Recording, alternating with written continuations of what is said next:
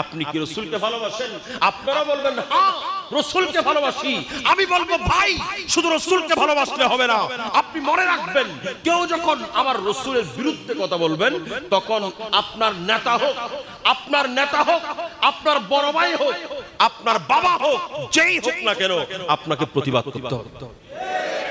রোজার একদিন আগে ইমাম সাহেব আছে বয়ান করার জন্য, আর কিছু লোক মিষ্টি নিয়ে গেছে, বলছে যে হুজুর আজকে মিলাদ আছে, মিলাদ করে। তখন বললো যে মুসলি ভাইরা আপনারা মিলাদ কোরআনের কথা বলছেন, মিলাদ কোরআন শরীফে নাই।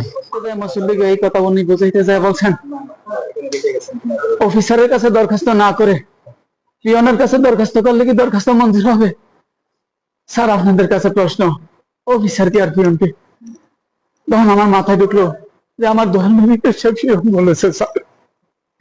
স্যার আমার দোহার নবী কুল কায়নাতের বাদশা, আমার দোহার নবী ইহকাল পরকালের বাদশা, যিনি আমাদের জন্য কান্দে রব্বে হাবলি উন্নতি করে তাকে পিয়ন বলছে, আমি মানতে পারি নাই।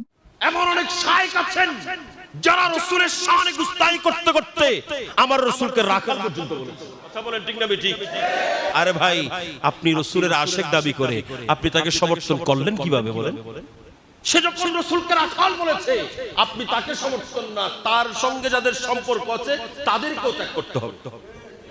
কথা বলেন ঠিক না বেঠিক?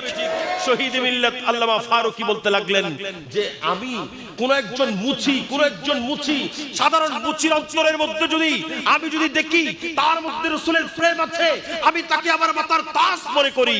আর যদি কোন একটা বড় ডক্টর সেও যদি আমার রাসূলের শানে বেয়াদবি করে আমি তাকে আমার পায়ের জুতাও মনে করি। কথা বলেন ঠিক কিনা? এগুলো আমাদের ভিতরে আমরা রাখতে হবে।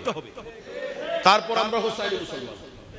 এই কারবালার স্মরণ এটা আমাদের জীবনে যদি বাস্তবায়ন করতে না পারি তাহলে আমরা কিভাবে হুসাইনের প্রেমিক হলাম?